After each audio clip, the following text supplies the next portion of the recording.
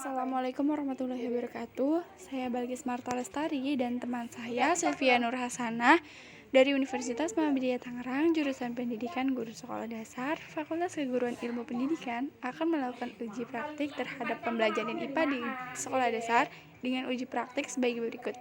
Yang pertama, uji karbohidrat. Yang kedua, uji protein. Dan yang ketiga, ada uji lemak.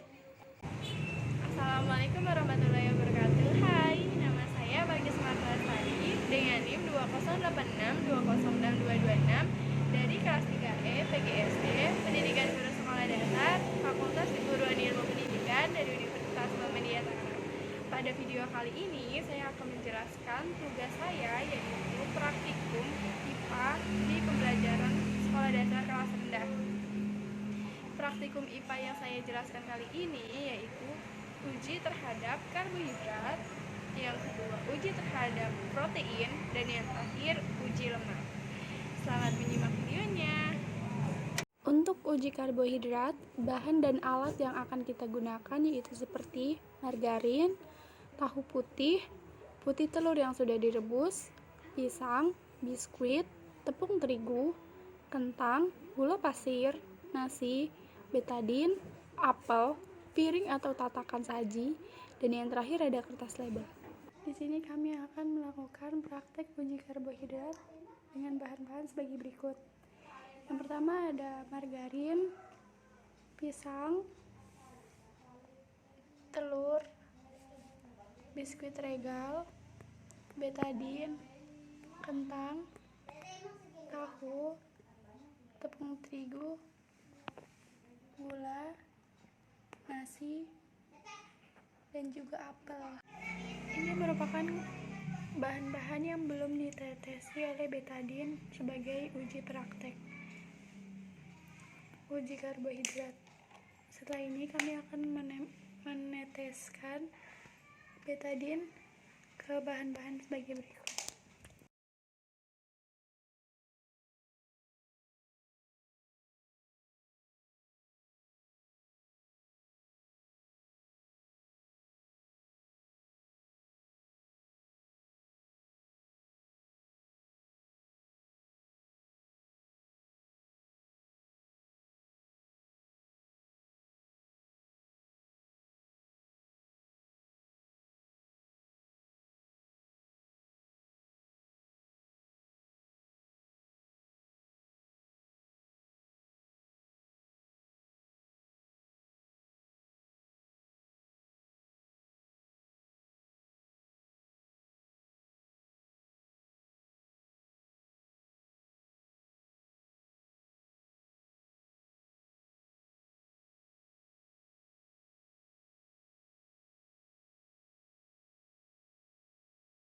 Dan ini hasil yang sudah kita diamkan selama 15 menit. Pada margarin, dia tidak berubah warna sama sekali, tidak berubah ungu ataupun biru, melainkan tetap kepada warna aslinya, yaitu warna seperti betadin.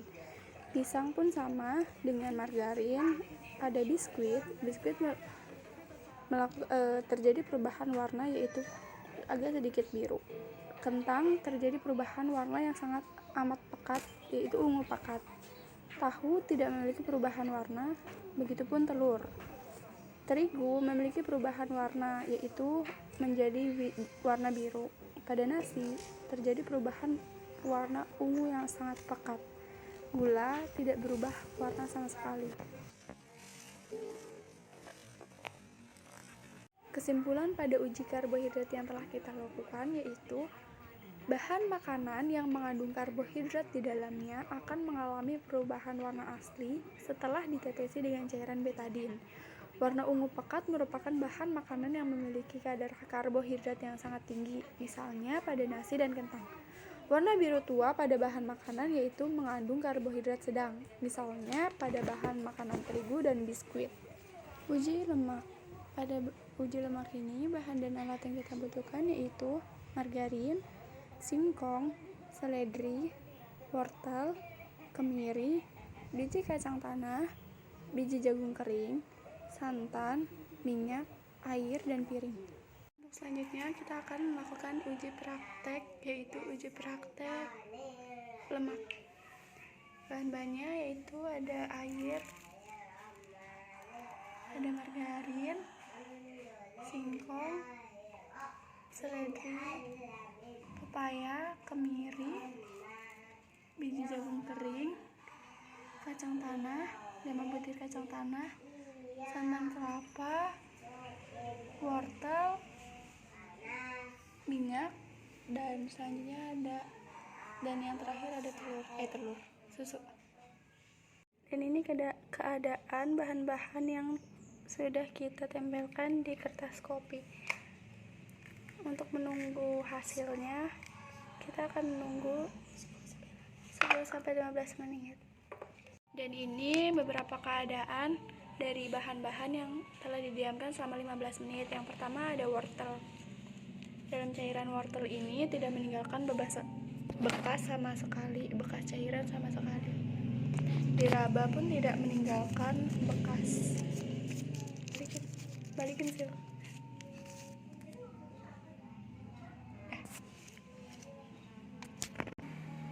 Yang kedua ada margarin. Margarin merupakan cairan yang mengandung lemak di dalamnya karena meninggalkan bekas cairan yang membekas di tangan salah satunya dan di kertas ini. Selanjutnya ada biji jagung. Cairan dari biji jagung yang kering ini tidak meninggalkan bekas sama sekali. Terbukti dari kertas kopi yang sudah diberi cairan biji jagung. Selanjutnya praktek uji di bahan kacang tanah. Pada cairan kacang tanah ini yang sudah diolesi kertas kopi tidak meninggalkan bekas noda ataupun cairan sama sekali.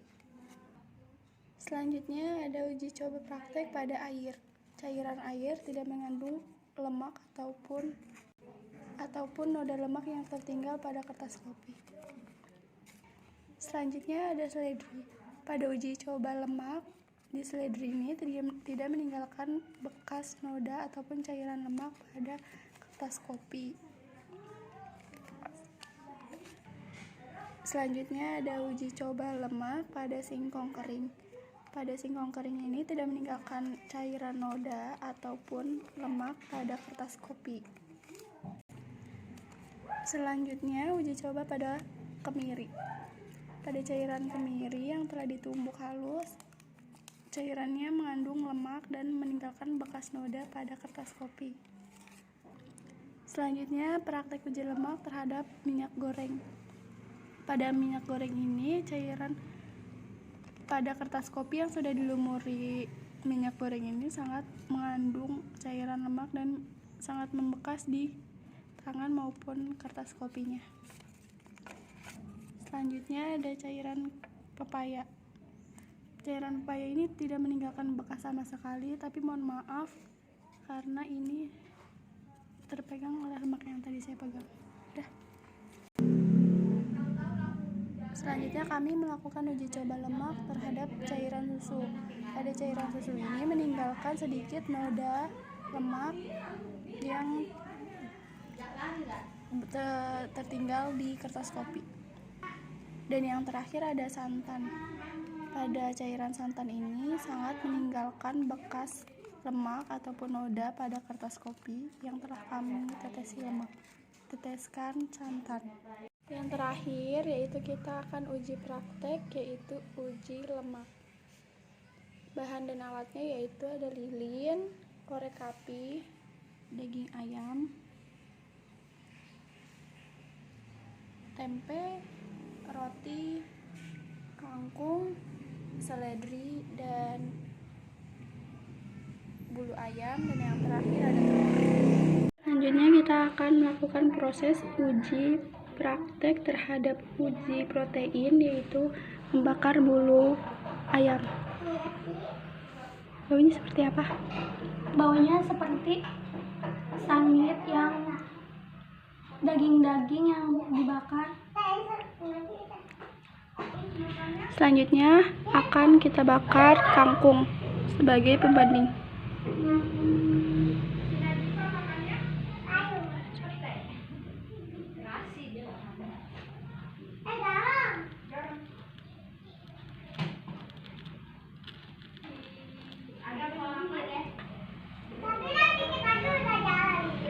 Coba maaf. Baunya seperti apa? Baunya seperti daun-daun yang dibakar, tidak sama seperti bulu ayam yang dibakar. Wanginya tidak sama, berarti kangkung bukan termasuk uji protein dan tidak mengandung protein. Bahan selanjutnya yang akan kita uji yaitu membakar seledri.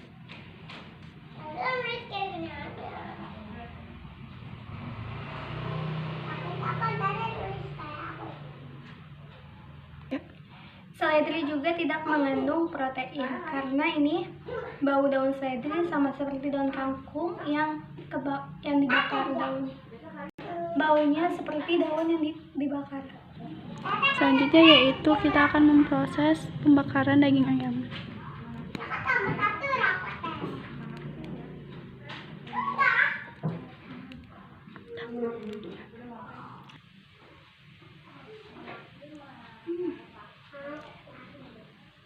Baunya sama seperti bulu ayam.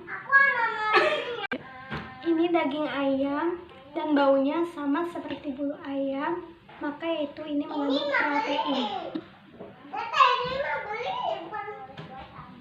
Selanjutnya yaitu proses pembakaran terhadap tempe. Tempe termasuk protein kan?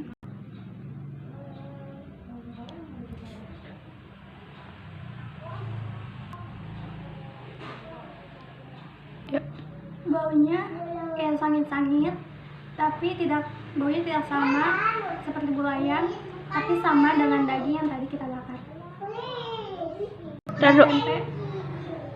Dan tempe ini mengandung protein. Selanjutnya kita akan memproses pembakaran terhadap telur ayam putih.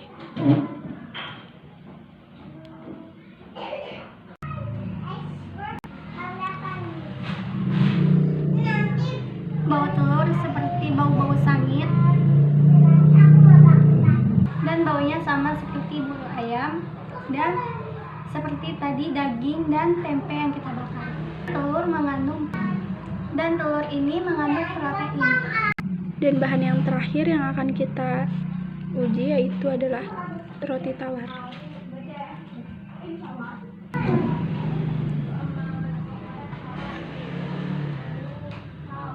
Baunya tidak sama seperti bulu ayam. Ini wanginya seperti roti yang dibakar biasanya. Dan ini tidak termasuk protein seperti yang lainnya. Dan baunya tidak seperti bahan